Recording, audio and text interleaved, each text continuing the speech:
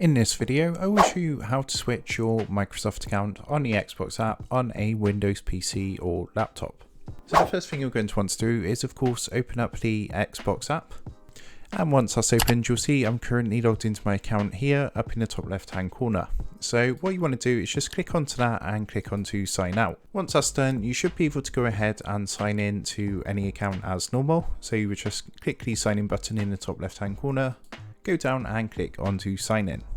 However, sometimes there's a bit of a problem where it will just basically sign you into your account, so it doesn't actually come up with the sign in screen. And if this is the case for you, there is a way to actually reset that.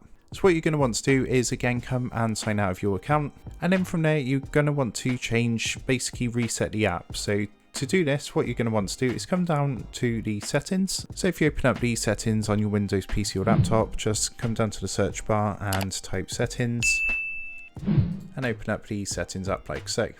So from here you're going to go to the menu on the left hand side and click onto apps, and then from here you're going to want to look for installed apps, which is generally at the top of the page. So you just want to go ahead and give that a click, and what this is going to do is bring up all the apps installed on your PC. So from here we're going to look for the Xbox app, and the quickest way to do this is just come to the search bar at the top and type Xbox.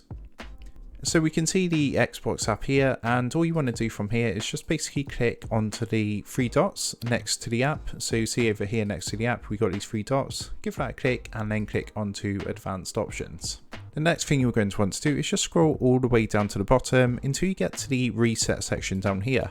So from here you're going to want to click onto the reset button and then just click to confirm, and this just takes a minute or two to run through and reset the app. So once you've gone ahead and reset the app, you'll see there's a tick to confirm that's been reset. When you next go ahead and sign into the Xbox app, you will have the option to use a different Microsoft account. So I hope this video helped you out today, and if it did, I'd really appreciate it if you did drop a like on the video, and make sure you do subscribe to the channel to stay up to date with the latest tips and tricks for everything tech and digital related.